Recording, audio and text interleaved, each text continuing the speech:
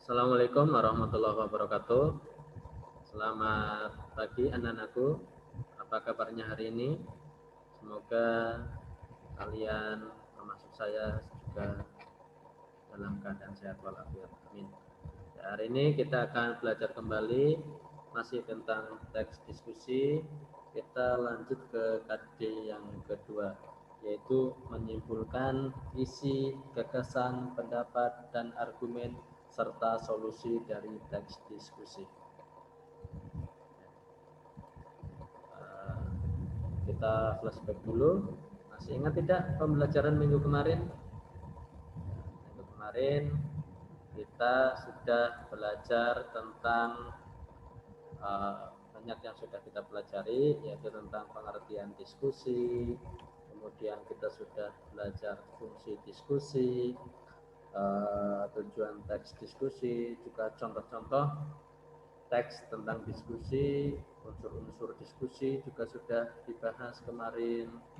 Nah, kemudian tugas-tugas dari peserta diskusi, kemudian ada jenis-jenis diskusi, dan struktur teks diskusi kemarin. Nah, tapi masih sekilas saja. Oke, kita hari ini akan membahas tentang menyimpulkan isi, gagasan, pendapat, dan argumen serta solusi dari teks diskusi. Nah, kalau kita melihat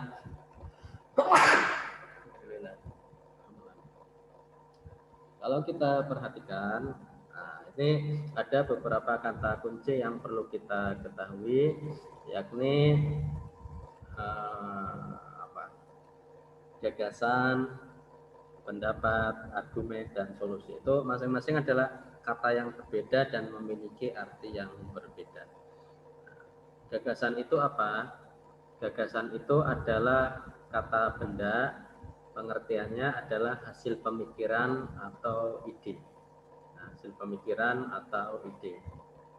Kemudian pendapat itu apa? Pendapat adalah pikiran atau anggapan. Jadi gagasan itu adalah hasil pemikirannya, tapi kalau pendapat adalah pikiran itu.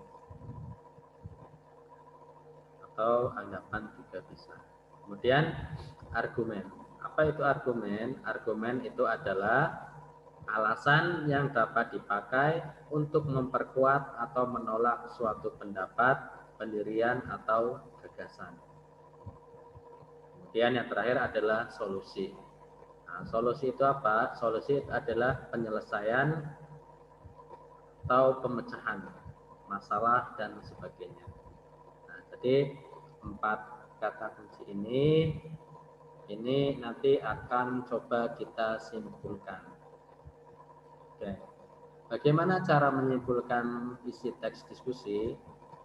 Yang pertama adalah membaca teks diskusi. Tujuan membaca teks diskusi itu untuk mengetahui kesan umum dalam teks tersebut. Nah, dengan begitu, kita bisa paham apa yang dimaksudkan oleh penulis atau pengarang. Nah, selain itu, perlu juga mencari kata kunci pada setiap kalimat di dalam paragraf teks diskusi. Kemudian yang kedua itu menentukan kalimat utama teks diskusi. Nah, dalam setiap paragraf itu seperti yang kita ketahui bahwa kalimat utama itu merupakan kalimat yang mengandung gagasan utama pada suatu paragraf.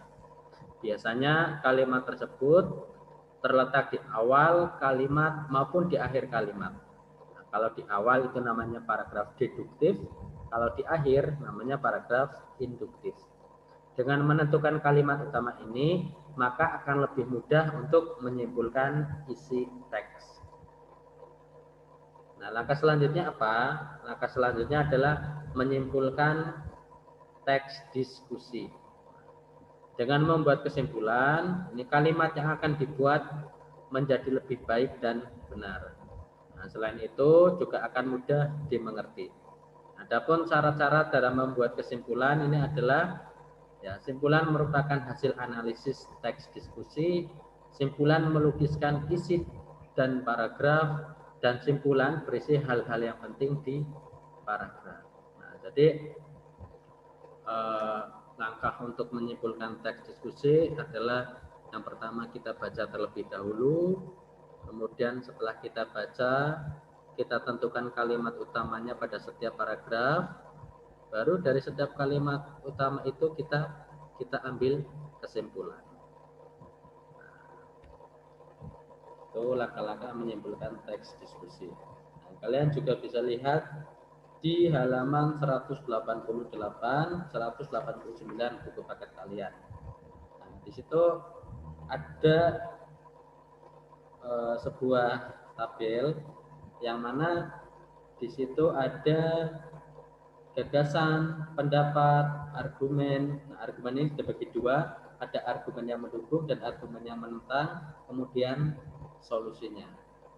Di situ sudah ada contohnya. Kemudian silakan kalian teruskan contoh itu. Ya, silakan kalian teruskan contoh itu. Nah, nanti apa yang kalian temukan silakan dicatatkan di buku.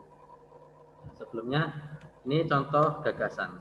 Nah, biar kalian tahu bedanya antara gagasan, pendapat, argumen, dan solusi. Pada teks minum kopi baik atau buruk untuk kesehatan, ini yang teksnya kemarin.